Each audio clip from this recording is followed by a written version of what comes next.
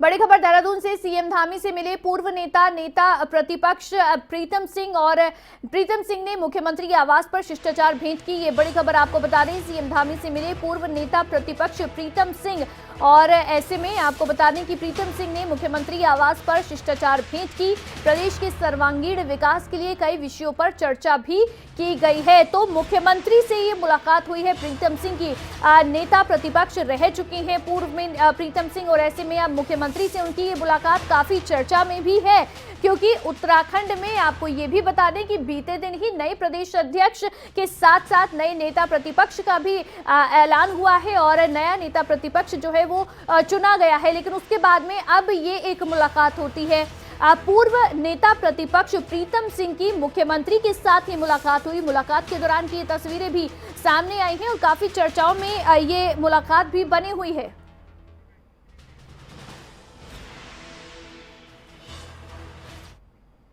बड़ी खबर, उत्तराखंड कांग्रेस अध्यक्ष बनाए गए करण माहरा और साथ ही साथ यशपाल आर्य को सीएलपी लीडर बनाया गया है। बड़ी जिम्मेदारी उन्हें दी गई है।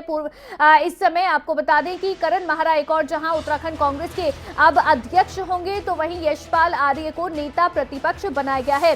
वहीं भुवन चंद्र कापड़ी को डिप्टी सीएलपी लीडर बनाया गया है। कांग्रेस हाईकमान की ओर से ये नियुक्तियां हैं जो की गई हैं। तो लंबे समय से यानी कि 10 मार्च के बाद से ही जब से नेता प्रतिपक्ष के लिए ऐलान होना था या फिर प्रदेश अध्यक्ष जिनका इस्तीफा मांग लिया गया था आलाकमान की ओर से, उनका ऐलान होना था, तो ये लंबे समय से सवाल बने हुए थे कि आखिर कांग्रेस इतना समय क्यों ले रही है या फिर किसे ये बड़ी जिम्मेदारियां हैं जो दी जाएंगी। तो ऐसे में अब ये कांग्रेस आलाकमान की ओर से ये ऐलान कर दिया गया है। तो ये बड़ी जिम्मेदारियां सबसे पहले उत्तराखंड कांग्रेस के प्रदेश अध्यक्ष की हम बात करें तो करण माहरा को ये जिम्मेदारी मिली है। कौन है वो आपको बताते हैं ग्राफिक्स के जरिए। उत्तराखंड में करण माहरा को कांग्रेस की कमान अब मिली है। 49 वर्षीय कांग्रेस के पूर्व विधायक हैं करण माहरा, जो अब ये जिम्मेदारी उठाएंगे, निभाएंगे और ऐसे में उत्तराखंड की सियासत में खासी पकड़ भी रखते हैं करण माहरा। साथ ही साथ आपको बता दें कि अल्मोड़ा के रानीखेत से आते हैं करण माहरा, जो कि अब उत्तराखंड कांग्रेस के अध्यक्ष हैं। वहीं बात यशपाल आर्य की करें, जिन्हें नेता प्रतिपक्ष नियुक्त किया गया है। यशपाल आर्य नेता प्रतिपक्ष उत्तराखंड में अब होंगे। उत्तराखंड चुनाव से पहले यशपाल आर्य बीजेपी छोड़कर कांग्रेस में शामिल हुए थे। तो चुनाव से ठीक पहले दल बदला था उन्होंने। यशपाल आर्य के बेटे संजीव आर्य भी बीजेपी से कांग्रेस में आए थे और कांग्रेस में शामिल हुए थे। कांग्रेस ने यशपाल आर्य को बाजपुर से चुनावी मैदान में उतारा था। इसके साथ ही यशपाल आर्य ने बाजपुर से जीत दर्ज की थी। वहीं बात करें उनके बेटे की संजीव आर्य की, तो संजीव आर्य ने नैनीताल से चुनाव लड़ा था लेकिन वो हार गए थे और अब यशपाल आर्य को नेता प्रतिपक्ष बना दिया गया है। बात करें भुवन चंद्र कापड़ी की, जो कि डिप्टी सीएलपी लीडर है। खटीमा सीट से जीते हैं कापड़ी। भुवन चंद्र कापड़ी ने ही सीएम धामी को खटीमा सीट से हराया था और अब ये एक तरह से इनाम के तौर पर उन्हें ये जिम्मेदारी मिली है। सीएम धामी को हराने के बाद से ही भुवन चंद्र कापड़ी चर्चा में आ गए थे और 2017 में खटीमा सीट से पुष्कर सिंह धामी के खिलाफ चुनाव कापड़ी हार गए थे, लेकिन इस बार ये चुनाव वो जीत गए हैं। उत्तराखंड कांग्रेस के जनरल सेक्रेटरी भी रहे हैं भुवन चंद्र कापड़ी और अब डिप्टी सीएलपी लीडर की जिम्मेदारी वो निभाने वाले हैं। और इसी पर राव शफत अली हमारे ब्यूरो चीफ हमारे साथ लाइव जुड़ गए हैं। राव शफत अली, बड़ी जिम्मेदारियां दी गई हैं। देखिए, बड़ी देर से ऐलान हो रहा था लंबे समय से कि आखिर कौन होगा उत्तराखंड कांग्रेस का अध्यक्ष या फिर नेता प्रतिपक्ष कौन होने वाला है, तो बड़ी जिम्मेदारियां, बड़े नाम ऐलान किए गए हैं।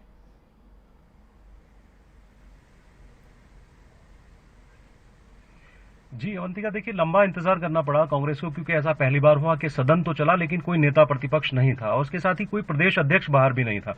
लेकिन क्योंकि जद्दोजहद बहुत थी और गुटबाजी बहुत है कांग्रेस के भीतर, तो कुल मिलाकर के बहुत लंबे समय के बाद ये घोषणा हो गई है। 3 बड़े नामों की घोषणा हुई है, 3 बड़ी जिम्मेदारियां बांटी गई हैं। करण माहरा को प्रदेश अध्यक्ष बनाया गया है, युवा चेहरा है करण माहरा, कुमाऊं से आते हैं। यशपाल आर्य को नेता प्रतिपक्ष बनाया गया है सदन में, वो भी कुमाऊं से आते हैं, बड़ा चेहरा है। भुवन चंद्र कापड़ी को ये इनाम मिला है क्योंकि उन्होंने पुष्कर सिंह धामी को हराया था खटीमा से। भुवन चंद्र कापड़ी को उप नेता प्रतिपक्ष बनाया गया। तो 3 नामों की घोषणा हुई है, वो भी कुमाऊं से आते हैं। अब सबसे बड़ी बात यह है कि गुटबाजी जो पहले चल रही थी वो और बढ़ गई है कांग्रेस के भीतर, क्योंकि तीनों के तीनों जो नेता है अवंतिका, वो तीनों कुमाऊं मंडल से आते हैं।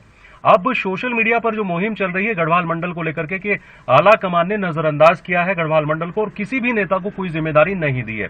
जबकि बात करें हरिद्वार जिले की तो 5 विधायक जीत करके आए हैं कांग्रेस के, लेकिन किसी को जिम्मेदारी नहीं दी गई है। तो अब बहुत सारे ऐसे गुटबाजी के नेता हैं जो अपने अपने पदों से इस्तीफा दे रहे हैं। रामशफत अली, जिस गुटबाजी का जिक्र आप कर रहे हैं, जिस नाराजगी का जिक्र आप कर रहे हैं, एक बार हम दर्शकों को भी बता देते हैं कि कैसे वो गुटबाजी अब नजर आने लगी है। आपको बता दें कि उत्तराखंड कांग्रेस में नाराजगी नजर आ रही है। ये जो नियुक्तियां की गई हैं उसके बाद से ही उत्तराखंड कांग्रेस में अब नाराजगी नजर आ रही है और इसके साथ ही नए प्रदेश अध्यक्ष और नेता प्रतिपक्ष की घोषणा के बाद ही कांग्रेस में नाराजगी नजर आ रही है। प्रीतम सिंह गुट के नेता ने फेसबुक पर पोस्ट लिखी है और इस पोस्ट के जरिए उन्होंने अपनी नाराजगी जाहिर की है। गिरीश चंद्र ने अपने पदों से इस्तीफा दिया है। इसके साथ ही साथ फेसबुक पर उन्होंने पोस्ट भी लिखी है। नाराज कांग्रेस नेता ने पार्टी की प्राथमिक सदस्यता को छोड़ दिया है। कल ही करण माहरा कांग्रेस के नए प्रदेश अध्यक्ष बनाए गए, यशपाल आर्य नेता प्रतिपक्ष बनाए गए। उसके बाद ये नाराजगी, देखिए पोस्ट हम आपको दिखा रहे हैं जो की गई है। इस पोस्ट में उन्होंने लिखा है, मैं गिरीश पुनेरा आज अभी तत्काल इसी वक्त अपने आप को कांग्रेस पार्टी के तमाम दायित्वों से मुक्त करते हुए कांग्रेस पार्टी की प्राथमिक सदस्यता से इस्तीफा देता हूं।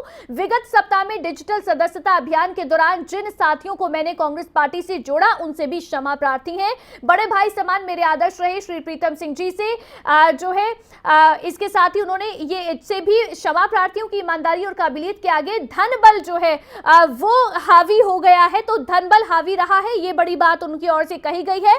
और इसके साथ ही ये गुटबाजी, देखिए जिस गुटबाजी से कांग्रेस हमेशा से पीड़ित रही है, जिस सभी प्रदेशों की हम बात कर लें, कांग्रेस की ये गुटबाजी सभी प्रदेशों में नजर आती है और ऐसे में उत्तराखंड में भी ये गुटबाजी जो है वो कांग्रेस का पीछा नहीं छोड़ रही है। राव शफत अली हमारे ब्यूरो चीफ हमारे साथ है। राव, कहीं ना कहीं कांग्रेस की गुटबाजी देखिए वो अब खुलकर, जिसका जिक्र आप कर भी रहे थे, तो फेसबुक पर ये सामने आ गई है और साथ ही अब खुलकर सामने आने लगे हैं नेता और खुलकर बोलने लगे हैं। धनबल का बड़ा आरोप उनकी ओर से भी लगाया गया है।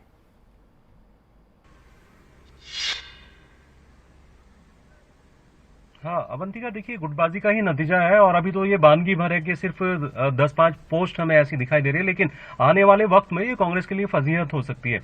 जैसे ही लिस्ट जारी हुई, नाम की घोषणा हुई, तो प्रीतम सिंह के बड़े खास माने जाते हैं गिरीश चंद्र, तो उन्होंने अपने फेसबुक पेज पर लिख दिया कि जो धनबल का उपयोग हुआ है उससे वो आहत हैं, अपने तमाम पदों से इस्तीफा देते हैं, यहां तक कि कांग्रेस की जो प्राथमिक सदस्यता है उससे भी इस्तीफा देते हैं। लेकिन हरिद्वार जिले के पोस्टों पर नजर डालते हैं तो वहां लोगों में अलग नाराजगी है। उनका कहना है कि जब 5-5 विधायक जीत करके हरिद्वार जैसे जिले ने दिए हैं, जबकि 19 विधायक मात्र है अवंतिका यहाँ पर कांग्रेस के, और उसमें से हरिद्वार को कोई जिम्मेदारी नहीं दी जाती या फिर गढ़वाल को कोई जिम्मेदारी नहीं दी जाती। लेकिन इतना जरूर है कि इसको 2 नजरिए से समझा जा सकता है अवंतिका। पहला तो ये कि कांग्रेस आला कमान ने उन लोगों को शायद ये सबक सिखाया जिनकी वजह से ये हार हुई है कांग्रेस की। देखिए हरीश रावत बड़ा नाम थे, प्रीतम सिंह बड़ा नाम थे, हालांकि प्रीतम सिंह सीट जीत गए अपनी। इसके साथ ही जो प्रदेश अध्यक्ष गणेश गोदियाल वो बड़ा नाम थे, वो अपनी सीट हार गए। लेकिन क्या इन तीनों के ऊपर ये जिम्मेदारी थी? तो कांग्रेस आला कमान ने इन तीनों को नजरअंदाज किया, इनके गुट को नजरअंदाज किया और जिम्मेदारी दी है नए लोगों को। अब देखिए करण मारा युवा है, सदन में उपनेता प्रतिपक्ष रहे हैं, अपनी बात को मजबूती से रखते रहे थे सदन में, लेकिन इस बार वो चुनाव हार गए थे रानीखेत से। अब उनको प्रदेश अध्यक्ष बना दिया गया। लेकिन नाराजगी सिर्फ इस बात की है कि एक तो कुमाऊं मंडल से 3 नाम दिए गए हैं, गढ़वाल मंडल से कोई नाम नहीं दिया गया। दूसरा नाराजगी इस बात को लेकर के है क्योंकि वो युवा है, दूसरे जो बुजुर्ग नेता है, बड़े वरिष्ठ नेता है, उनके अंडर में कैसे काम करेंगे, इस बात को लेकर के। तीसरी बात यह भी है कि हरीश रावत के वो रिलेशन में भी आते हैं, तो एक गुट ये मानता है कि हरीश रावत साहब का दबदबा यहां कायम रहा क्योंकि करण माहरा को उनका रिश्तेदार माना जाता है, उनका बहुत करीबी भी माना जाता है, उनके घरेलू संबंध है हरीश रावत साहब के। तो एक गुट ये मानता है कि हरीश रावत साहब ने यहां भी गुटबाजी को हवा दी और अपने गुट को थोड़ा सा ऊपर रखा। लेकिन मुझे ऐसा नहीं लगता क्योंकि कांग्रेस आलाकमान ने बहुत सोच समझ कर फैसला लिया है।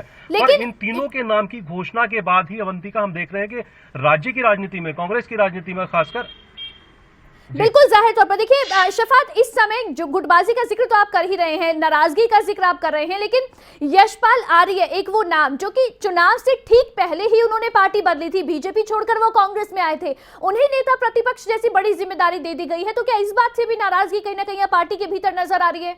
क्योंकि बड़े नेता या पुराने नेता जो लंबे समय से पार्टी से जुड़े, उनको कहीं ना कहीं नजरअंदाज किया गया है।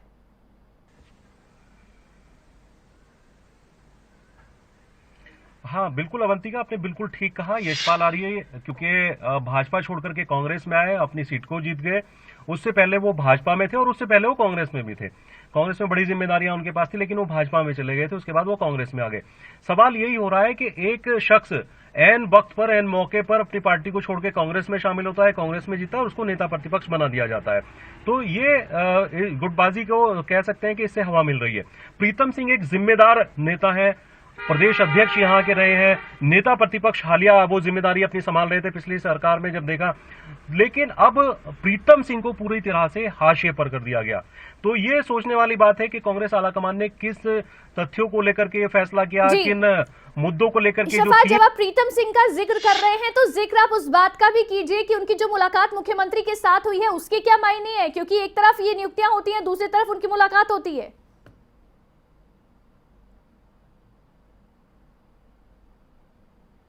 देखिए अवंतिका, यहाँ पावर पॉलिटिक्स का जलवा रहता है उत्तराखंड के अंदर। जब भी इस तरह की तस्वीरें सामने आती हैं तो इसको पावर पॉलिटिक्स से जोड़ करके देखा जाता है, यानी दबाव वाली स्थिति से जोड़ करके देखा जाता है। पिछले दिनों आपने देखा होगा कि जब कांग्रेस और हरीश रावत के बीच में थोड़ा सा तल्खियां चल रही थी तो हरीश रावत साहब के यहाँ बड़े बड़े जो बीजेपी के नेता हैं या हरीश रावत साहब खुद ही वहां पहुंच रहे थे। तो ये पावर पॉलिटिक्स है। अब प्रीतम सिंह, हालांकि देखिए इसको शिष्टाचार भेंट बताया जा रहा है सीएम हाउस की ओर से, लेकिन ऐसे वक्त पर जब 3 लिस्ट जारी, मतलब 3 नाम की घोषणा होती है कांग्रेस में, प्रदेश अध्यक्ष, नेता प्रतिपक्ष, उप नेता प्रतिपक्ष, और उसके ठीक थोड़ी देर के बाद प्रीतम सिंह जो कद्दावर नेता है उत्तराखंड की, वो मुख्यमंत्री पुष्कर सिंह धामी से मिलने उनके आवास पर पहुंच जाते हैं और ये तस्वीर देखने को मिलती है।